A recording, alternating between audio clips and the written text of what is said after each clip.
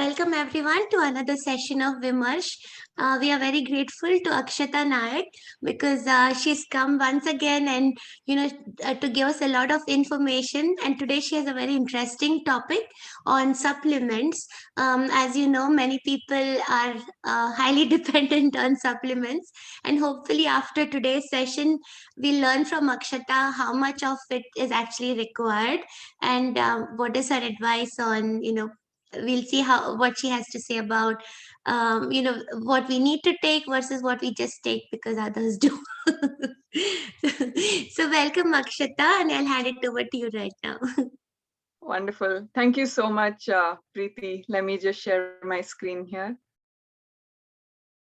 I think you need to enable that. It says host has disabled screen sharing. Okay. Okay, did that, yeah.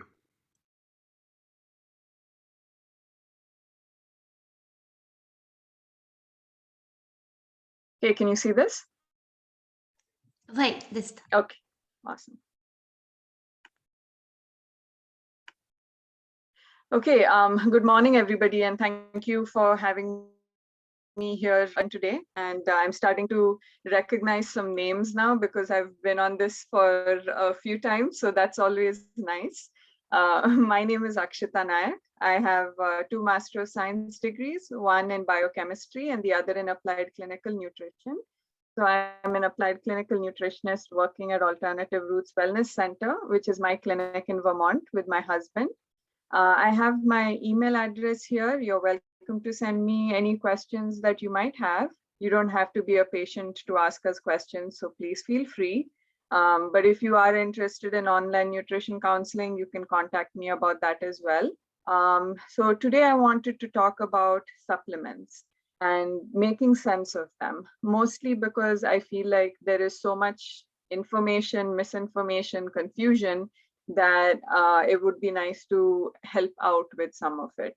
No matter what workshop I host, no matter what conversation I'm having with my clients, I always end up getting some question or the other about supplements. So I have a frequently asked questions list, and I converted that into a presentation.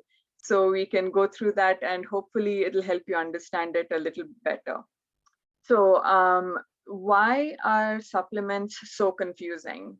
And the reason for that, I think there are 2 reasons. One is that there are constantly new supplements being introduced into the market and being marketed. And when you have this much information sort of bombarding you, it can get confusing very quickly. And the second reason I think supplements are confusing is because of the way the research that is conducted on supplements is presented to the public. As I've said before, research is very specific. There are lots of nuances to it. But in an effort to simplify that for the general public, a lot of these nuances are lost. So you end up with blanket statements like everybody should take vitamin D, or everybody should take this supplement and that supplement, and that causes problems and a lot of confusion. So I think that's where that comes from. So today, let's start out with just the basics and work our way up. What are supplements to begin with? Supplements are either isolated nutrients that can be extracted from plants, or they can be made in a lab, either one of those. As the name suggests, these should be supplemental to your health in terms of deficiency.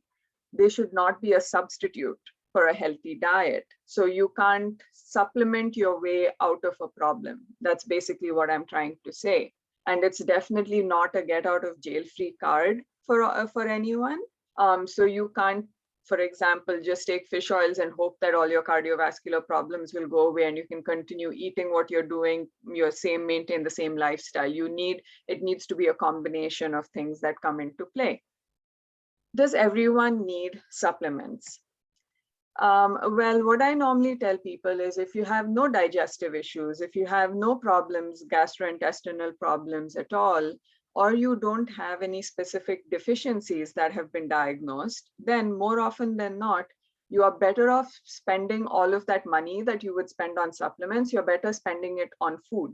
and making sure you're eating good quality food, you're eating more variety in your food, getting more seasonal stuff, you're avoiding processed foods, you're aware of how your meat and plants are grown. So if you don't have any health issues that need to be addressed, you're better off spending that money on these things rather than just taking supplements for no specific concern. However, with age, stress, illnesses, or injuries, most people could require some type of supplementation. Usually, this should be short term in conjunction with other changes in your lifestyle and diet. Of course, for some people, that might not be the case, but more often than not, it should be a short term intervention to help you bridge the gap. Now, the other thing I want everyone to sort of just think about is the business of supplements. We have to get some of these facts straight. It is a gigantic business. Just even from when I got into the nutrition program, so now about 12 years ago, till now, I have seen the growth and just how the supplement aisles in stores have sort of exploded with the number of brands and variety that they offer.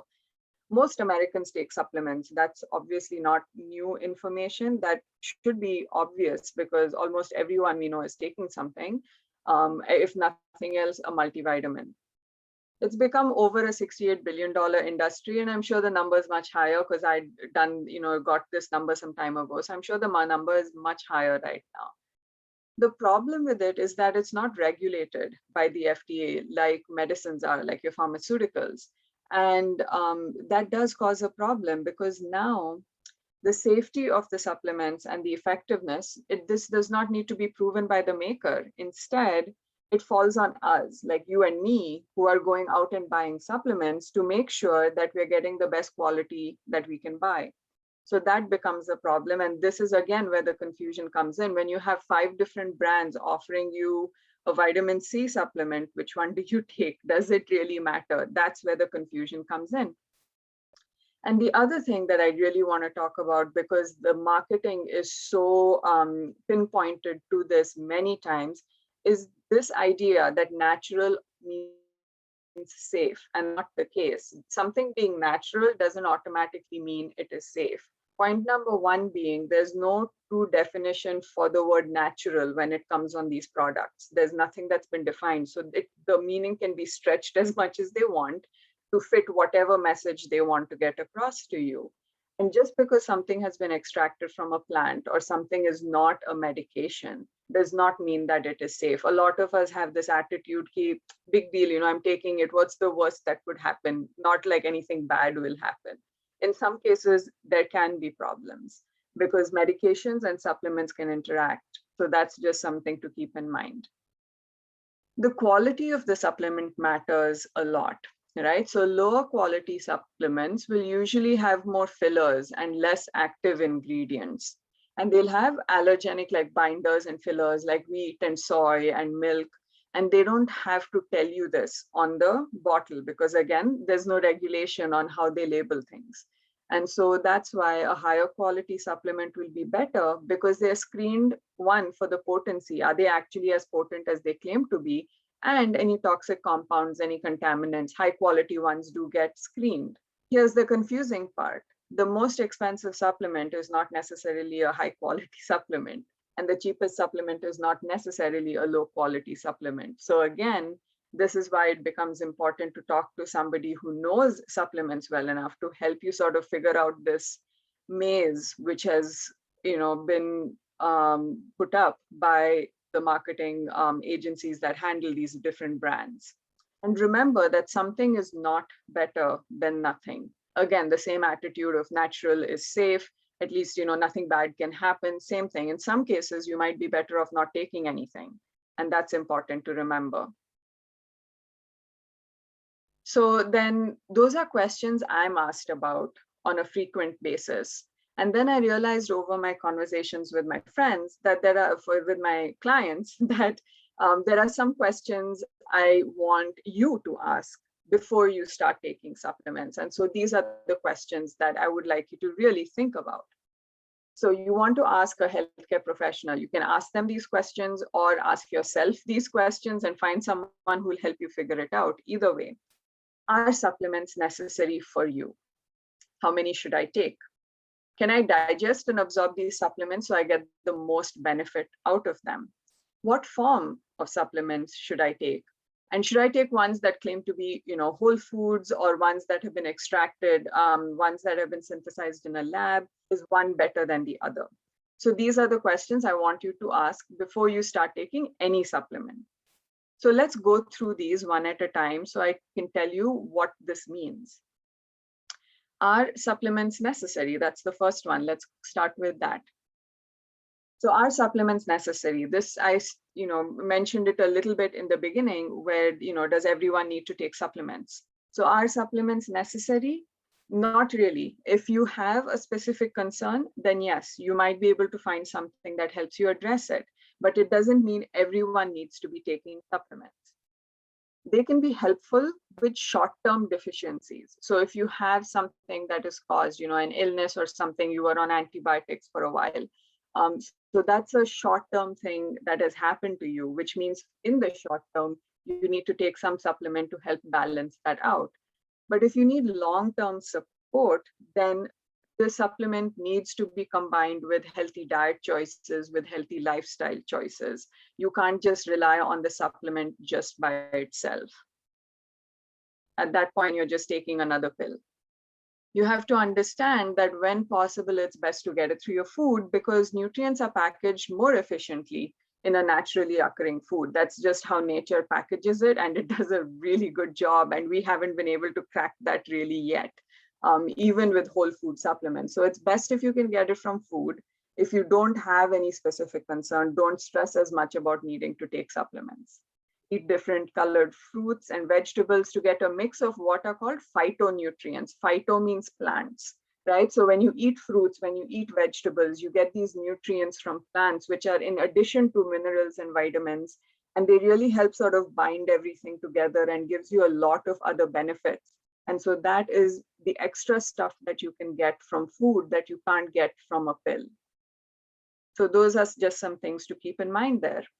The next question is, how many should I take? And it seems odd to have this as a question I want you to think about, but I've had enough people walk into my clinic with a bag full of supplements that at the end of it, I just have to look at them and wonder if the person in the picture is what they do. Just put it on a plate and pour milk over it and eat it as cereal in the morning, because that is a lot of supplements. If you come to see me with a bag of supplements, we need to work on that. Right? So how many should I take is a question you really have to think about. The absolute minimum number that you actually need. Who's going to help you figure out what you actually need? You do have to talk to a healthcare professional, again, if you have specific concerns. You have to understand, and this is important because more than 4 pills have a 60% chance of interacting. And this includes supplements, medications, if you're taking any herbal interventions, whatever it is. If you're taking more than 4 pills a day, there's a high chance that some of those are interacting with each other. If you're taking more than 8, there is a definite chance that something is interacting with each other. And that's not a good thing, because some of them can make the effect of the medication or the supplement higher. Some of them can make it lower. And so you really have to think about this. An example would be people who are on some type of therapy, chemotherapy. They need that medication that they're taking to fight the cancer cells to be in their body for a certain amount of time for the effect to take place. At the same time, if they're trying to follow any type of a detox that is available online, or if they're taking things that helps supports their liver or does all of these other things, then they're reducing the time that the medication is in their body. So the effectiveness of the chemotherapy reduces. So that's just one example that I'm thinking of off the top of my head. But for many people, this can happen. There can be some type of an interaction, either making things better or worse. And you need to really understand that. And dosages can be additive, so you have to be careful. An example for this would be vitamin D. I feel like vitamin D sort of randomly gets thrown into supplement mixes. I have no idea why, but it just does. So now if you're taking like 4 or 5 different supplements and they have different varying dosages of vitamin D3 in it, then you're getting the cumulative dosage. So you have to look at the ingredients and know what exactly is in everything that you're taking. So it's important to keep in mind about how many you're taking. Then the next question is, can I digest and absorb these supplements for their full benefit? Does this matter? Yes, it does. Because otherwise, if you can't digest and absorb and utilize these supplements or even the food that you're eating, then you're literally flushing things down the toilet at that point of time, because nothing is actually being used in your body. It's just going out as waste. And that's not a good place to be in, because you're spending so much money on this. So that is very important. I had done a whole workshop on digestion. So if you need, what I talked about was, for you to be able to digest properly, you need proper levels of stomach acid, bile production and release. So you need to have a healthy liver and gallbladder.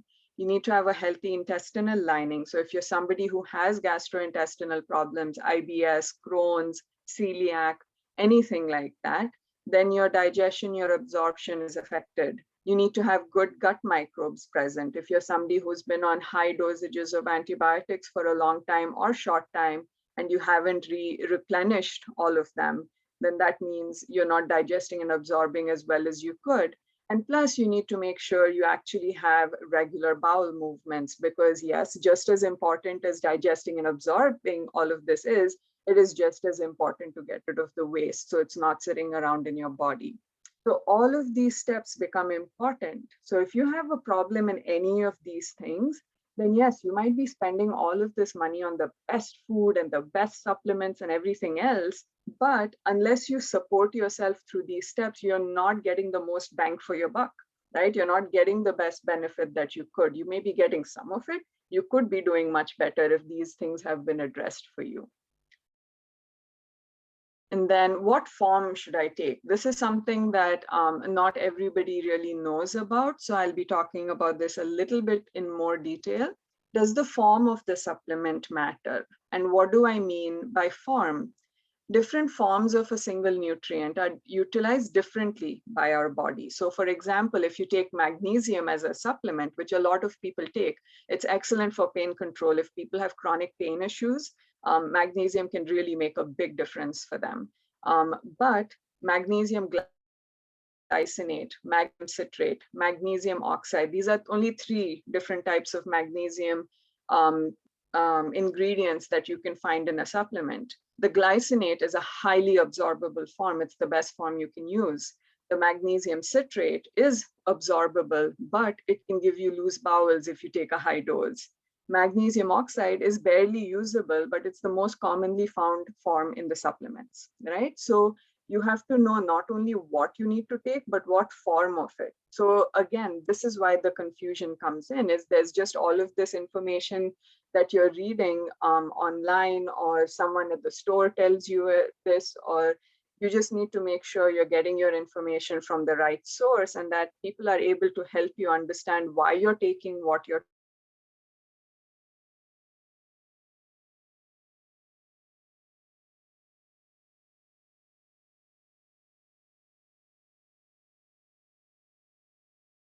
you're getting vitamin, and they can cause toxicity. But if you take a beta carotene version, which is the plant version of that, it's not toxic. So again, it depends on what supplement brand you're taking, what the ingredients are. So the form of it does matter. And then the next question is,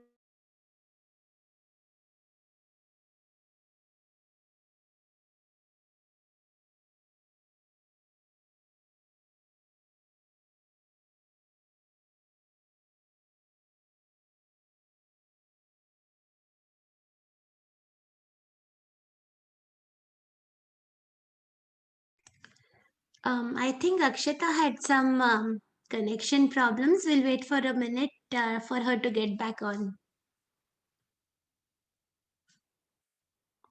Tigal video freeze alnava. Why her video was full.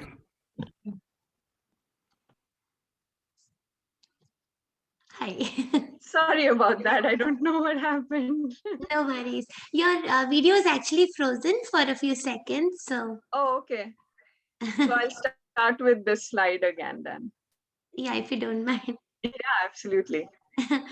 We heard the, up to the magnesium oxide. So after that, at least mine Oh, was. wow. Okay. So I was basically talking to myself. Excellent. Let me try sharing screen again.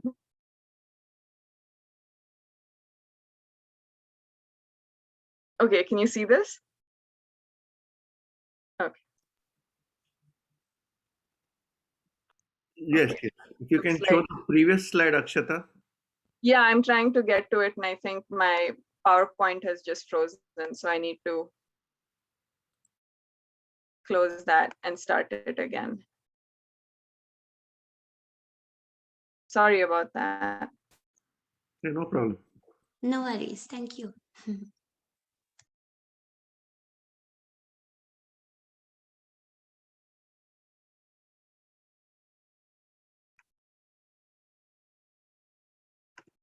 Okay, so let's try this again. Okay, can you see my screen okay? Okay.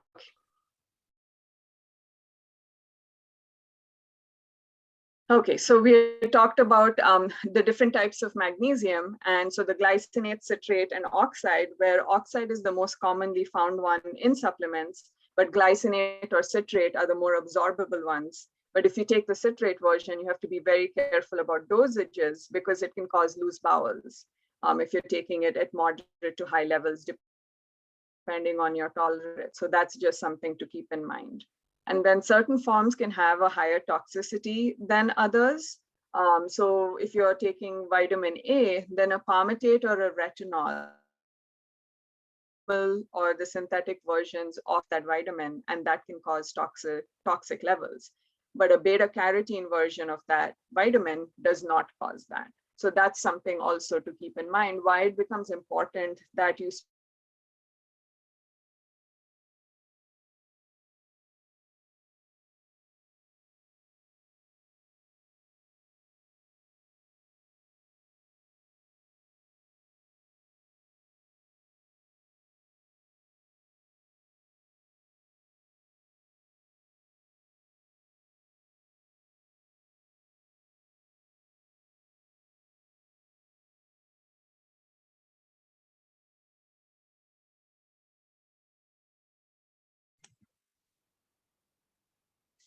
Yeah, there was a good suggestion on the chat that maybe I can share the slides and Akshata can speak to it so we can save on her bandwidth.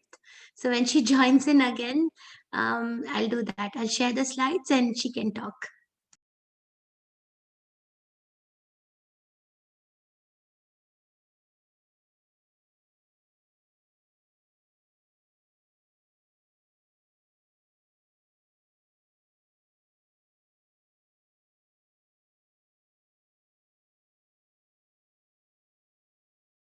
I know up here in the Northeast, there's a lot of rain and storms going on, so she may have issues because of it. Yeah, could be, could be. And thank you for the suggestion, Sundari.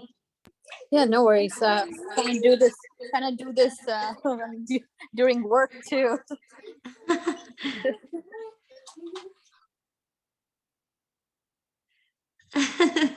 Akshata, there was a very good suggestion on the chat that maybe I can share the slides and you can do the talking. Yeah. That will save on some bandwidth from your side. Sure, that's fine with me. I'm not sure what's going on, but yes, that's fine with me.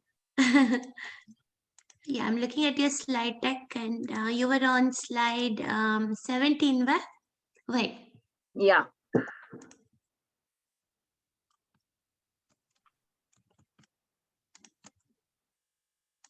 Well, I guess a year after Zoom meetings, I'm finally having technical issues.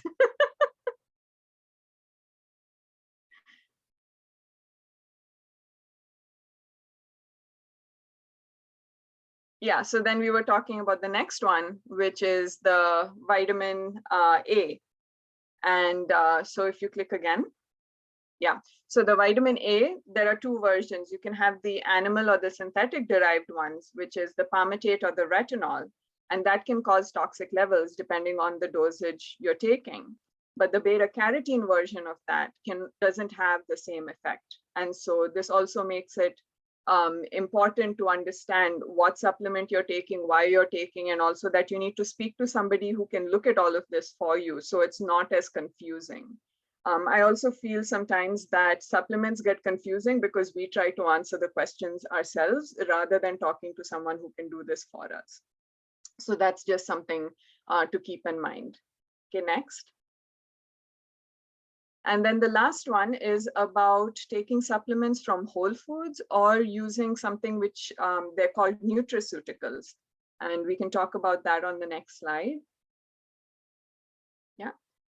Whole food supplements are ones that don't extract individual components. So basically, if you look at the ingredient list on the bottle of the supplement, you don't see vitamins and other things listed. Instead, you see like beet extract and kale and spinach powder and things like that. So those are whole food supplements. Those can retain some of the original phytonutrients. Phytonutrients are the plant nutrients I talked about before, because it's an just sort of powdered version of the plant. It contains more of that.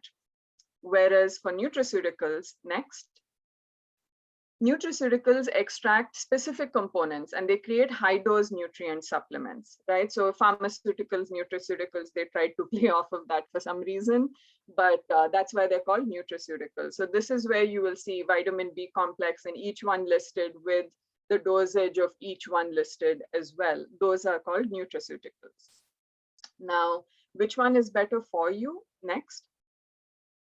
It depends on what your needs are. So if you have occasional maintenance, then whole food supplements are fine. If you're recovering from something or, something like that, then if you take a whole food supplement, that's enough. But if you have a diagnosed deficiency or a long-term illness, a chronic condition that has lasted months and years, then you might need some type of stronger nutraceutical intervention. Short term usually is my goal with most people, but sometimes you need it long term as well. Next. So yeah, those were the most common questions to sort of think about what you should be asking yourself or your healthcare professional before you start taking any supplements. Does anyone have any questions before I continue? Okay, so commonly used supplements here would be, next. I'm just going to go through a list of the ones that most people ask me about. If you have any questions about any of these or anything else, please let me know. I'll be happy to answer it. These are just the ones that people ask me about the most. By no means a full list of supplements. So the first one is multivitamins. I think most people at least try to take a multivitamin. And I think that becomes a bit of a problem because supplements should be used as targeted nutrients, nutrition. It should be very specific. You have this problem, then this thing can help you with that. Not just sort of throw whatever at it and see what comes out of it. So like just fire and forget. That's not the approach you should be using. It should be specific. So in our clinic, there are very rare circumstances where we recommend multivitamins. Maybe pregnant women who can't really like eat a lot of food because just of the nausea, or they're unable to really maintain their digestion through the pregnancy, then we recommend some type of multivitamins, good quality, just to try and see how much we can get into them. Or old elderly people who have digestive problems, who have other issues, then multivitamins can help them. But generally, overall, we prefer using specific nutrients, specific supplements instead. Next. And the reason for this is in multivitamins, you end up getting a lot of different components sort of shoved into one pill, right? So a lot of these vitamins and minerals, they can compete for absorption in your body. They can produce unwanted interactions, even though they've been packaged together in one. There isn't always a lot of thought behind it. In many cases, companies just kind of go with what's selling. They want to put something similar out there. So, that's where the problem comes in. Yeah. Next. So instead of a multivitamin, try and eat a rainbow through your meals, right? So in a week, you want to try and get as many colors as you possibly can in your meals. You can't do it with each meal, but in a week, at least, you try and get as many colors as you can. Next. Different, and the reason for this is that different colors provide the variety of vitamins and minerals that you're looking for. So it's not, everything is not just sort of crammed into one pill, you're getting it from multiple different sources. Next. Then you have the B vitamins. The B vitamins are very important, next, for energy, tissue repair, nerve health through pregnancy, fat metabolism, and much, much more. Vitamin B plays a huge role. And this is one of the few where I talked about not taking, taking individual supplements and not mixing them up. This is one where we always recommend a complex. Next. Because all B vitamins work together. If you take one specific one, then you can start creating bottlenecks because that one needs the others to work. And if you just boosted one for no reason, then that becomes, that can cause a bottleneck and cause issues there. Unless you have a specific B vitamin deficiency. So you've been tested for like your B12 or something like that, and that's deficient and you take only B12, that's different. But if you're taking a B vitamin for a different reason, people who have hormonal issues, people who have chronic fatigue, B vitamins can really help them. And in that case, it's best to take it as a complex, as a whole, rather than taking individual ones. Next. And if a B9 and B12 are best taken as methylated versions. And so especially if you're pregnant, trying to get pregnant, you taking methylated versions of B9 in your supplement is going to definitely help you feel more of the energy and things like that. So they need to be activated in our body to be utilized. And so taking the methylated versions, the activated versions, is going one step ahead. And so they'll work better in your body. Next. And as usual, I don't give dosages in my talks just because I don't want everybody going out and taking all of them. So these are the food sources for them. And that's beans, legumes, brewer's yeast, oatmeal, and meats. So you can see there is a huge variety of vegetarian sources for B vitamins, and you don't have to rely only on meats. So this is also something I talk about with vegans, is you don't have to rely on meat for B vitamins, but vegans might need to supplement with B12. That's the only one. So that's about B vitamins. And then next, vitamin D. Certainly for people like us who live in a climate where we have sunshine for maybe like 4 hours in the whole year, it becomes important to take some type of vitamin D supplement. But if you're in a place where you're getting enough sunshine outside and you get outside, then you don't have to worry as much. I don't have a list of supplements that everybody needs to take, because that's something people ask me.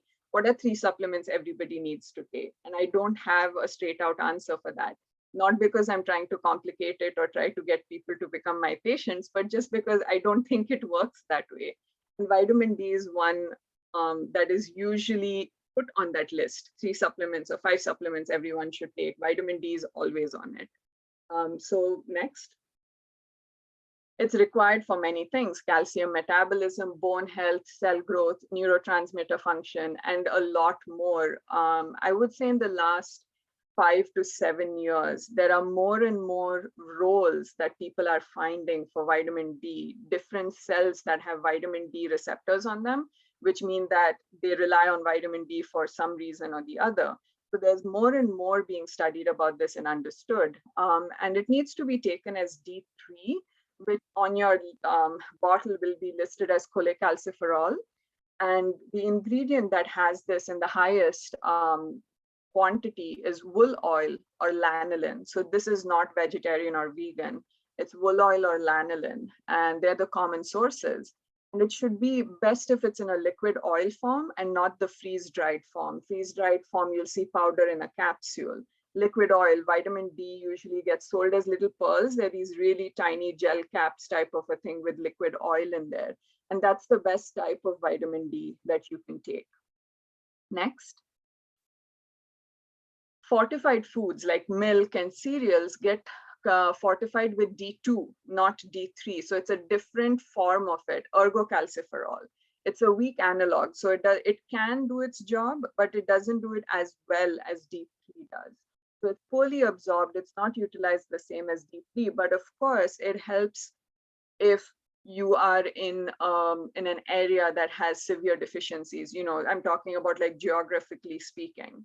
The D2 can help, but if you need it, D3 is a better option. Next. This is naturally produced in our body by exposure to sunlight. Now, this means a couple of things. You need to have enough direct sunlight outside, and two, you need actual interaction between the sunlight and your skin. So if you have sunscreen, you're preventing that from happening. So clearly, I can't tell people forget sunscreen, go out as long as you want, because that would cause a lot of other problems.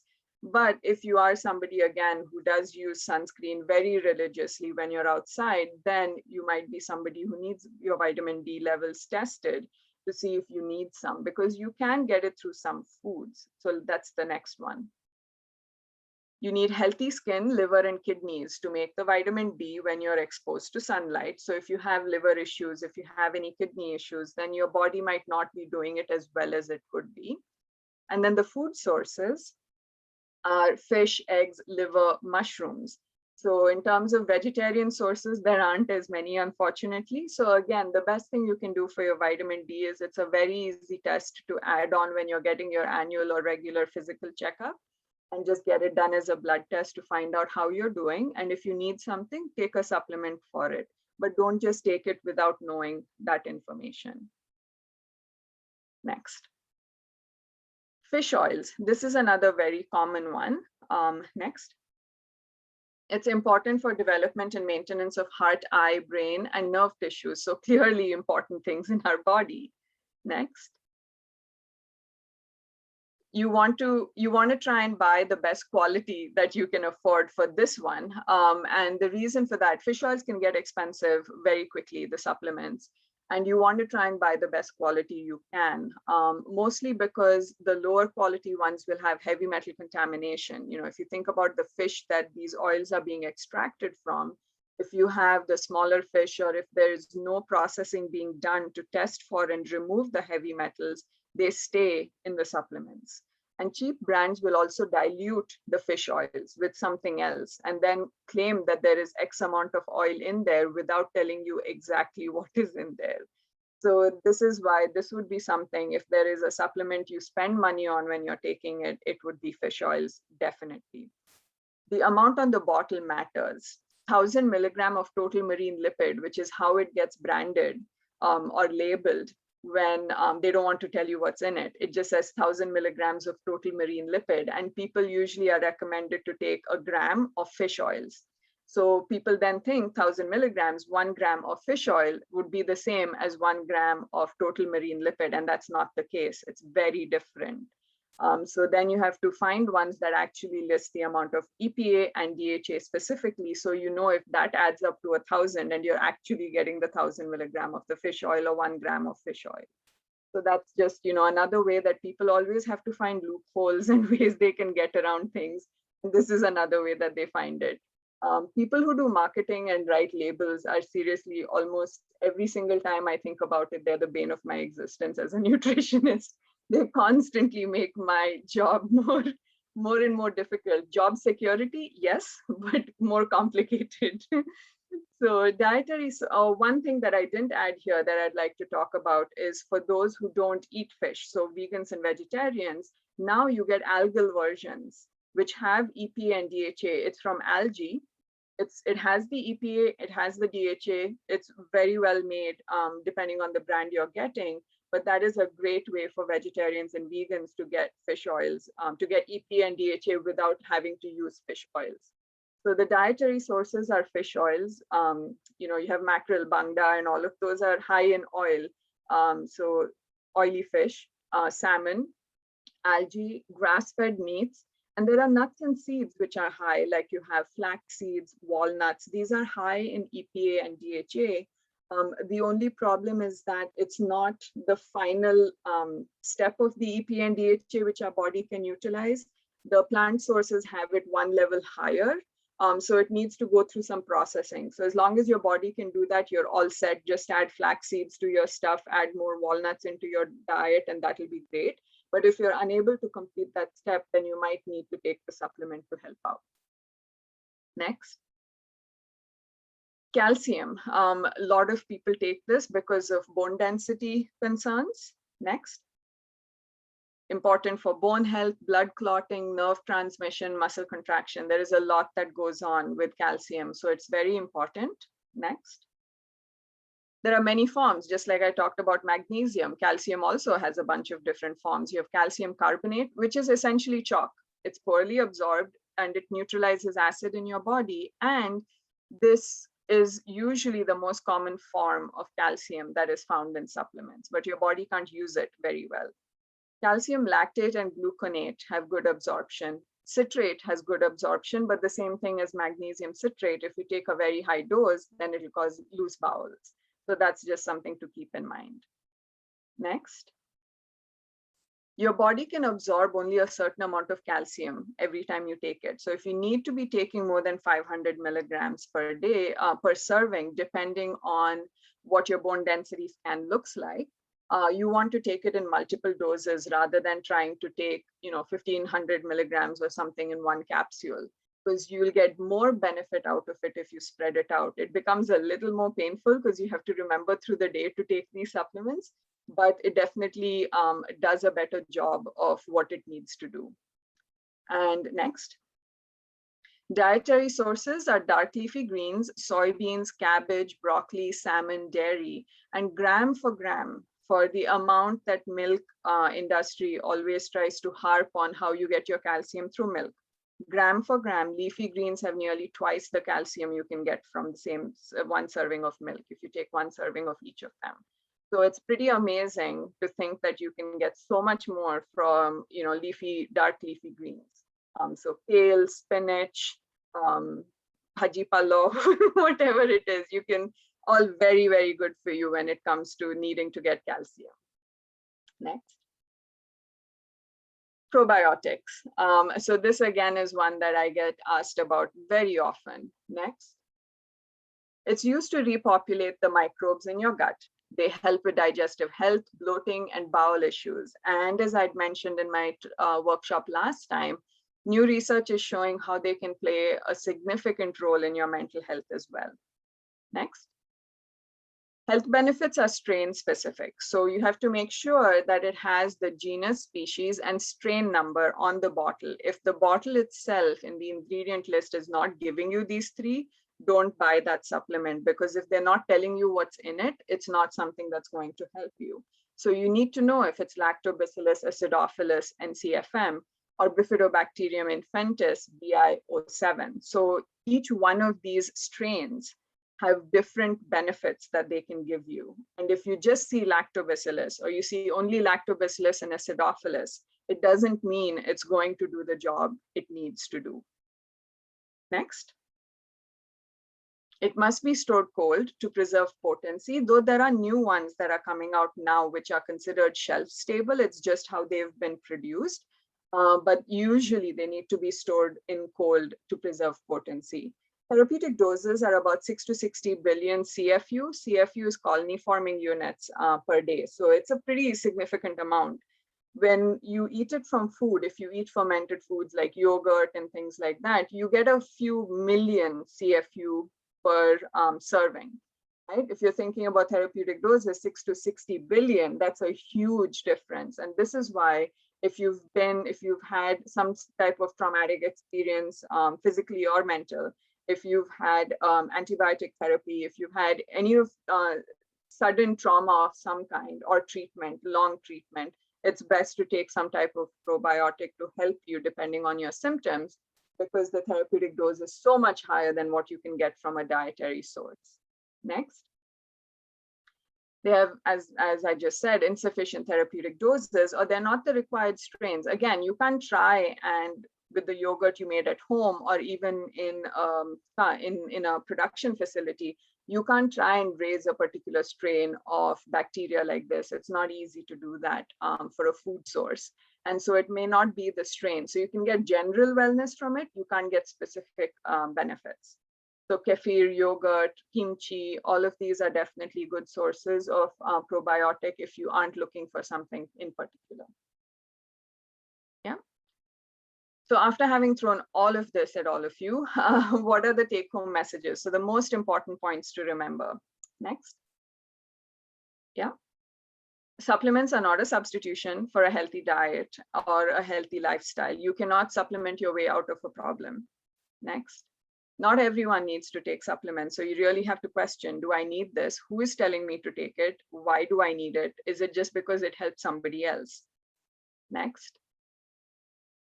When you think about the business of supplements, don't always believe the marketing. Natural does not automatically make it safe. You want to buy the best quality you can afford, but make sure it's recommended by a healthcare professional.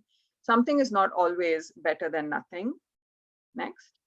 And the important points about questions to ask, those would be talking to a healthcare professional to find out which ones are necessary, taking as few supplements and pills in general as possible and as necessary, making sure you have a healthy digestive system so you're actually getting the most benefits out of everything you're taking. And know which form of supplement that you need, just so you aren't taking, the first one that you find on a shelf. You do need to do a little bit more research, unfortunately, because like I said, this is not regulated. So we need to do, the burden falls on us, the customers. But yeah, so that is basically all that I have for you today. Next, Preeti. So if you have any questions, you're always welcome to reach out to us. Like I said, my email address is here. Something new we started during COVID-19 was a YouTube channel. If you're interested, I haven't been able to post on that for a while, but it is something that does have a bunch of other videos about supplements and things like that.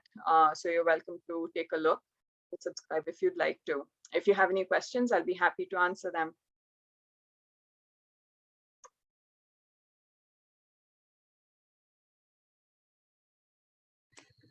Yes, I've received some questions in the chat, but Yeah. I'll wait for others to ask questions. Yeah. If not, I'll there's some one-on-one questions people had sent. Okay, sure.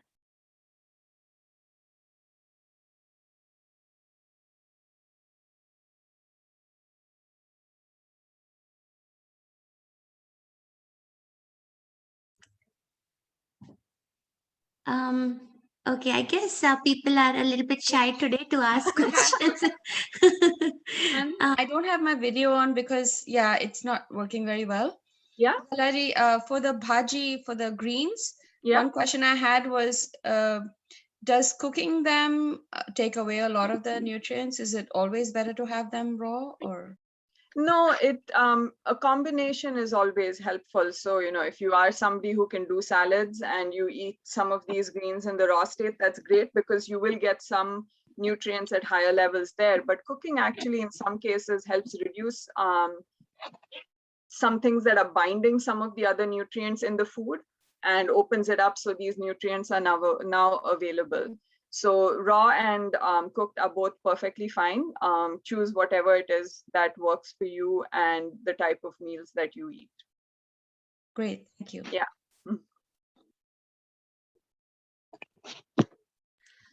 There's a question here about vitamin C supplements as an immune booster. There's a question if it's okay to take it on a daily basis, and especially in such pandemics, is it advisable to take it more regularly? Yeah, this is a question that I had been asked often enough that I made a video on the YouTube channel about it. What supplements can I take right now during the pandemic to sort of make sure my immune system is working well? To start out with, there has been no supplement that has been studied well enough for this particular virus. Not all viruses work the same way, clearly, as we're all learning. They work, differently, and there has been no supplement that has been studied long-term and in depth enough, because this virus hasn't been around long enough to do that. It's just been a year now for everyone after our introduction to this mess. And just taking supplements in terms of trying to boost immune health. Again, if you are in general healthy, doing well, you don't have to worry about needing to boost your immune system for any reason.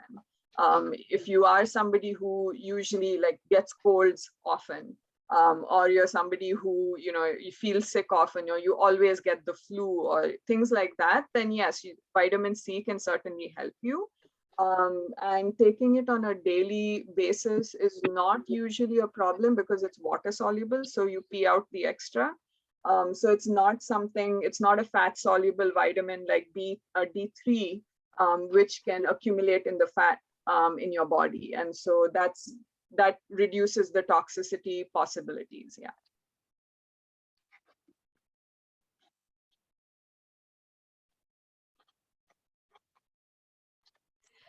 Any other questions for Akshata? If not, I see one more question here. Yeah. It says, what about fish oil for senior citizens? Is it good to take to reduce or maintain cholesterol? Yeah, fish oils, it really depends. Now, with older people, you have to make sure, especially for fat soluble vitamins like vitamin D and fish oils, you need to make sure that they're able to digest it. It's fat. A lot of older people have problems with fat digestion. The other thing you want to make sure is that you take it with some type of food, because otherwise the amount of fat that is in that capsule is so little that it doesn't really trigger your body to produce all the juices and enzymes and everything else that is needed to digest it very efficiently. It'll do it, but not as efficiently. So if you take it, just before a meal or just after, your body is already in the process. It's seen food, it's doing what it needs to do, and this gets added to that. So that's great. In terms of maintaining cholesterol, you want to actually make sure one of the ways our body gets rid of cholesterol is through bile. It from the bile comes into our into our digestive system, and it goes out through your waste. So you want to make sure you're not constipated. If you want to reduce cholesterol, that's one of the first things you need to make sure is that you're not constipated. And the other thing is you want to make sure you are producing your bile and releasing the bile on time. So if you have gallbladder problems, if you have liver problems, that can be somewhere where things can be getting blocked. In terms of taking fish oils for cholesterol, more often than not, fish oils work as like blood thinners and things like that. They won't change the level of your what is called the good and bad cholesterol, HDL and LDL. It won't change the levels of that. It will have other effects maybe. What's going to affect your cholesterol is it's strongly genetic. So that's something, if you have a family history where you have high triglycerides, high cholesterol, then that's just something you're going to fight against. It's going to be an uphill battle for you. Diet will play a big role. What type of snacks you eat, especially not just your meals, but what type of snacks, late night eating, those types of things will affect your cholesterol more than just whether you take fish oils or not. And there's two separate questions here, but I guess they're related. Um, so there's one question on, do we take non-vitamin supplements such as Karela, Neem, Amla, etc.? And the other question is, are there any side effects of taking other supplements such as vitamin D, E, etc. with Karela, Neem, and Indian kind of? Yeah. So herbal and sort of nutrient supplement, nutraceutical type of supplements. It depends what you're taking. Karela is great for people who have pre-diabetes, diabetes. It's something that has been lot has been said about it. But if you're on a high medication routine to manage your blood sugar, then you have to be really careful about what supplements you're adding in there so that nothing is getting exacerbated. So that's just something to keep in mind in general when it comes to supplements.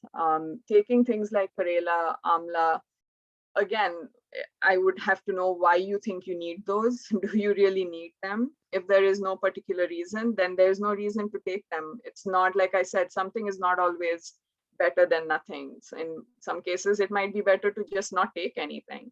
I've had enough patients tell me that, I was taking these supplements and high quality ones and, brands that I recognize and recommend. But when I stopped taking them for XYZ reasons, I started to feel better.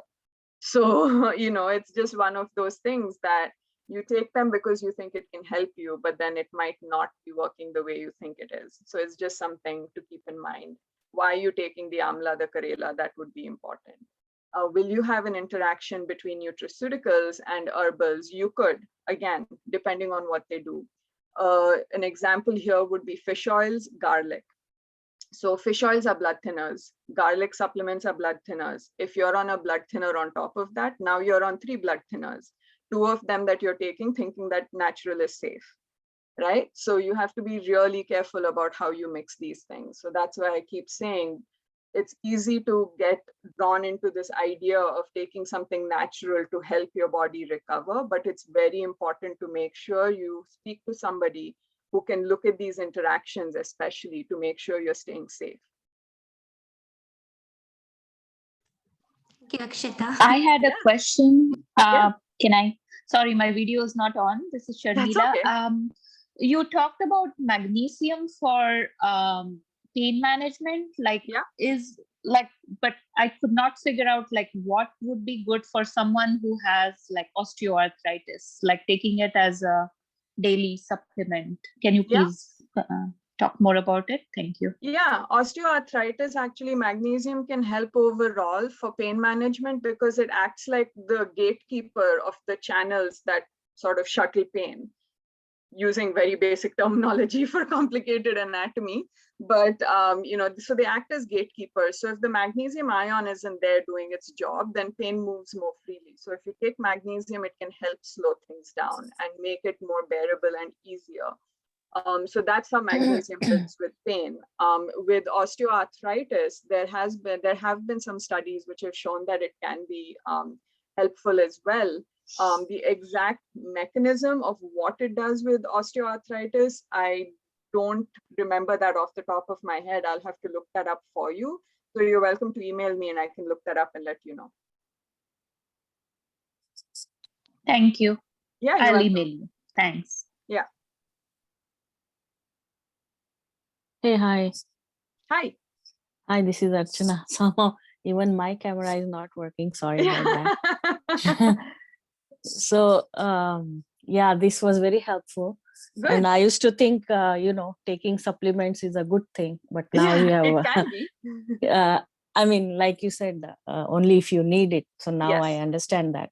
Yeah. Because whenever I take this magnesium supplement, I have like a body ache, especially my shoulders and back hurt. Yeah. So does that mean I should not take it, or how can I reduce probably. Different people, taking me as an example, I'm the reason that all medications have rare side effects may include, that huge list that's given at the end of all the ads and all the pamphlets. It's because of people like me who react to every single thing on the face of this earth. And so some people are just more sensitive to some supplements. Another one for me is glutamine is fantastic for intestinal health, but anytime I try to take it, I get headaches. So, some people just react to certain supplements in a different way. Why does it happen? You don't always know the exact way it's doing that. But if you take something and it doesn't work for you, then you should try and find something else. So then, the question would come up, why did you think you needed the magnesium? Is there something else you can take that could help you out? Okay. Yeah. So if I take it in like a daily supplement, Centrum, yeah, it has some magnesium in it. That's when I don't get any body aches. But if I just take the magnesium supplement, I get the body ache. So yeah, well, Centrum is an interesting thing because the supplement itself is shellacked, right? The outside of the supplement, the actual tablet is shellacked, which means your body has to work extremely hard to break that down and get anything out of it. So Centrum is one of those supplements and brands that I say, because you barely get anything out of it. And I know because it's available in big bottles at Costco, it's a very popular one that many people take. But it's definitely one of those that does not do as well as it should. And I know that because they were one of the earlier ones and the bigger companies that sort of came out with one a day and, the marketing and branding that went with it, it's very popular. But definitely not one that I recommend. So you might not be getting any side effects from the Centrum one because you're probably not absorbing a lot of the stuff that's in it. And so when you Okay. take it as an individual magnesium supplement, the dosage will be different. That's one, which could be your concern, is that the dosage in the centrum is not as high, even if you absorb it. And then if you take it separately, you're taking a higher dose. And for some reason, your body doesn't do well with that. Right. Okay. Yeah. Thank you. Yeah. There's a question if B complex should be taken with antibiotics or when you're feeling tired, Yeah. or should it be taken anyway? Yeah, B complex is excellent for people who have fatigue issues, fatigue, body pain, fatigue and mental health concerns, anxiety especially, and depression. Vitamin B can have a big effect on them, like a positive benefit. And the thing with B vitamins is, do you need it on a regular basis? I don't know if you really do. Again, I don't have a list of everybody should take these supplements every day. But for taking them specifically with antibiotics, no. With antibiotics, I would rather recommend that you take probiotics, because those antibiotics don't differentiate between the good bacteria and the bad bacteria. They just wipe out everything. And so you need to add the good bacteria back. So if you're on any type of antibiotic therapy, however long, however short, you want to do probiotics with it and then continue that for at least 2 to 3 weeks after your course is done. Just to make sure that your body recovers from it well. B vitamins, anytime I would recommend, is if people have had long-standing fatigue issues where they have energy crashes during the day and sort of need caffeine or sweets in the afternoon to kind of get through the day, or long-standing anxiety, depression. Those are the times that I usually recommend a B, and usually as a B complex.